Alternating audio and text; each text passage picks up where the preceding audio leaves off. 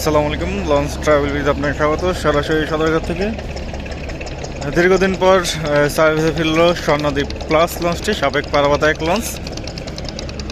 মানে লাইটিংয়ের কাজ করানো হয়েছে, রঙের কাজ করানো হয়েছে।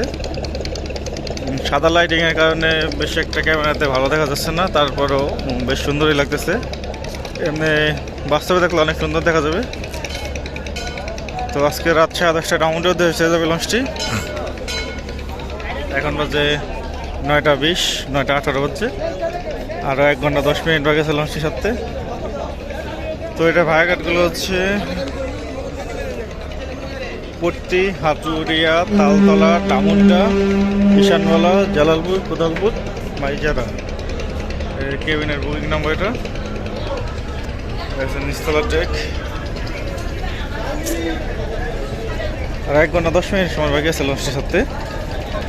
তো আর 1 ঘন্টায় প্রচুর পরিমাণ যাত্রী হবে। ডাউনডার কিন্তু প্রচুর পরিমাণ যাত্রী হয়।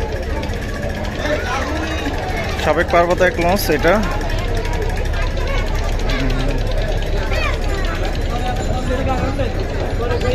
নিচতলার ডেক, পিছনে রয়েছে canteen.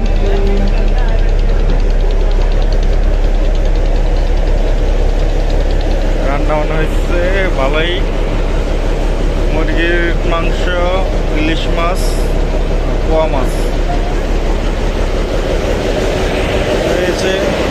Swarnadwip plus engine room,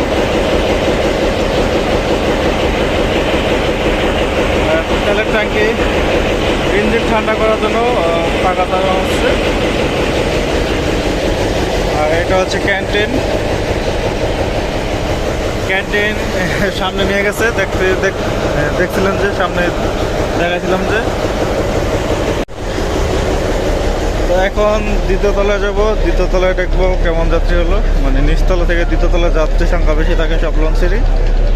নিচতলায় মানুষ হাঁটাহাঁটি করে, মালামাল লাগে সাইডে।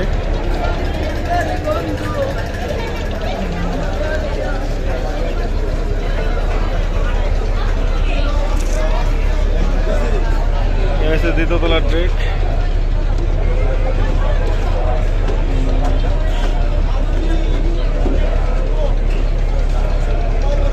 লঞ্চটি ছাড়তে আরো 1 ঘন্টা 10 মিনিট সময় বাকি আছে।